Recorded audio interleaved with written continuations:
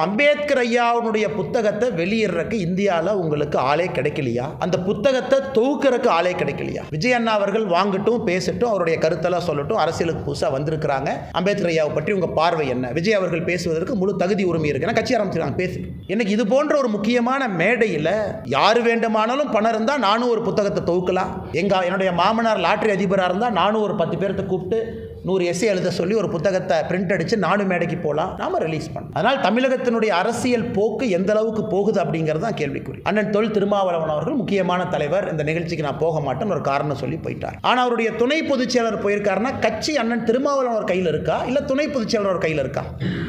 இந்த கட்சிக்கு விடுதலை சிறுத்தைகள் கட்சிக்கு ஒரு தலைவரா, 2 தலைவரா? மேடையிலே கூட்டணியில் இருக்கக்கூடிய கட்சியை பற்றி பேசிய பிறகு கூட ஒரே கட்சியில துணை பொதுச் செயலாளரும் தலைவர் அண்ணன் தொல் திருமாவளவன் இருக்கிறாங்கன்னா என்னை பொறுத்தவரை இந்த கட்சி அண்ணன் தொல் திருமாவளவன் அவர்கள் கட்டுப்பாட்டில் இல்லை.